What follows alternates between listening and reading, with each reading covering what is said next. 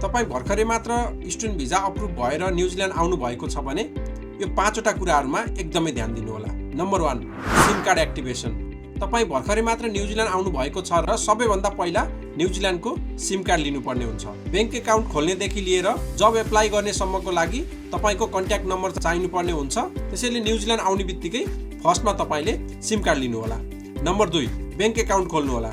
तपाईँ न्युजिल्यान्ड आउने बित्तिकै अर्को गर्नुपर्ने काम भनेको ब्याङ्क एकाउन्ट ओपनिङ पनि हो। ब्याङ्क एकाउन्ट ओपन गरिसकेपछि तपाईँले नेपालबाट लिएर आएको डलर तपाईँले आफ्नो अकाउन्टमा डिपोजिट पनि गर्न सक्नुहुनेछ। त्यसै गरी तपाईँले जब एप्लाई गर्नेदेखि लिएर तपाईँले ग्रोसरी सपिङसम्म ब्याङ्कको डेबिट कार्ड लिएर सपिङ गर्न सक्नुहुनेछ।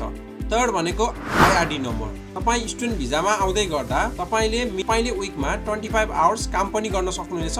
काम गर्नको लागि तपाईँको इम्प्लोयरले आइआरडी नम्बर पनि माग्ने गर्दछ। त्यसैले तपाईँले न्युजिल्यान्ड आउने बित्तिकै आफ्नो आइआरडी नम्बर पनि एप्लाई गर्नुहोला। तपाईँको भिजा अप्रुभ भइसकेर न्युजिल्यान्ड आइसकेपछि तपाईँको आफ्नो भिजामा भएको कन्डिसनहरू पनि एकपटक राम्रोसँग चेक गर्नुपर्ने हुन्छ।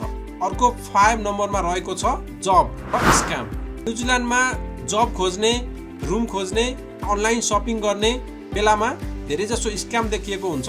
स्क्याम हो कि होइन भनेर राम्रोसँग चेक गर्नुहोला। न्युजिल्यान्डमा तपाईँको सुरुवात एकदमै सहज भयो भने पछिको जर्नी पनि तपाईँको एकदमै सहज हुन सक्छ। तपाईँ भर्खरै मात्र न्युजिल्यान्ड आउनु भएको छ भने यो भिडियो सेभ गर्न सक्नुहुन्छ र छिट्टै न्युजिल्यान्ड आउँदै गरेको साथीहरूलाई पनि सेयर गर्नुहोला।